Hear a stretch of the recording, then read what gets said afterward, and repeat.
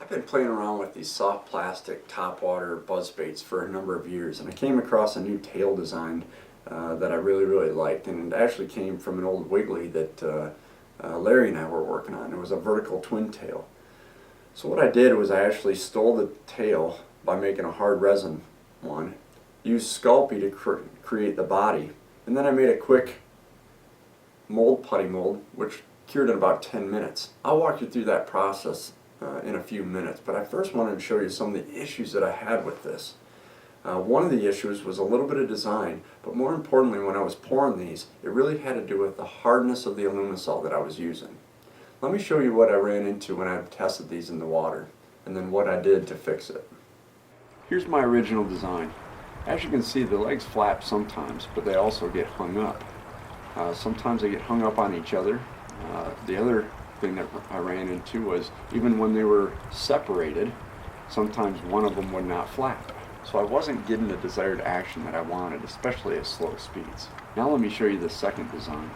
The second design works even at very slow speeds, and the tails continue to kick all the way through the retrieve. Here's what it came down to. In the first design, I used softener in the alumisol, and the legs, as soon as they came away from the body, would collapse. The second design, what I did is I increased the thickness of the initial part of the legs, and I used stiffer alumisol. This allowed the water to flow over the top of the leg, keep the legs apart, and give consistent action and tail kick in each tail.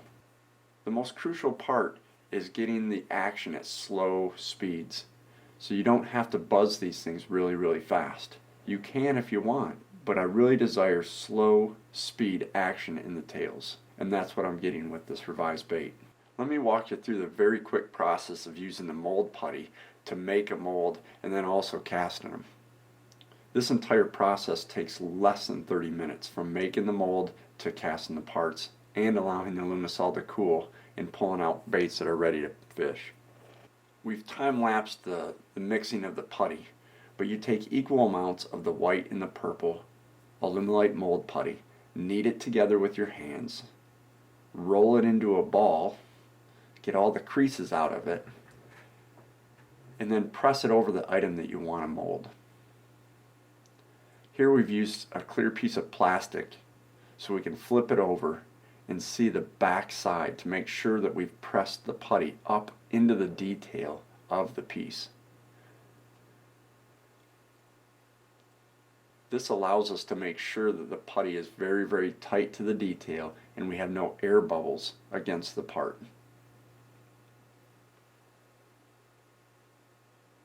We let this cure for approximately 8 to 10 minutes.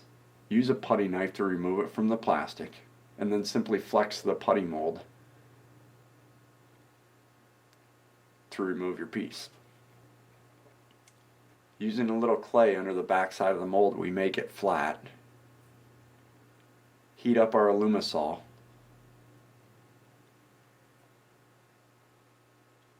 and pour our buzz bait. Once it's cooled, go ahead and demold.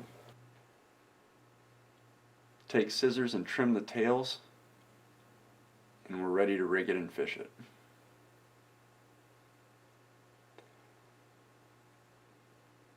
We did the exact same process with the modified tail that has the thicker legs.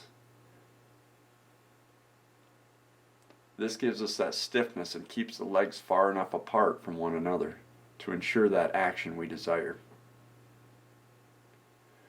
We rigged this as if it was a small 4-inch buzz bait that you were using for bass fishing. Here we're just using a 12-aught wide gap hook.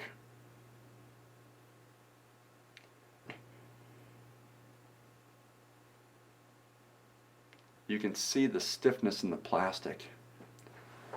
We did not use any softener. This will also help the soft bait hold up more. You can also see how the legs no longer collapse and they stay spread apart. Many times we design lures and they don't perform as we thought they should the first time we cast them. The point of this entire tutorial is to challenge you to vary the hardness of the alumisol and see what effect that has on your lure design. Many times it's not the design, but it's simply the hardness. And sometimes, as in this case, it's a combination of both.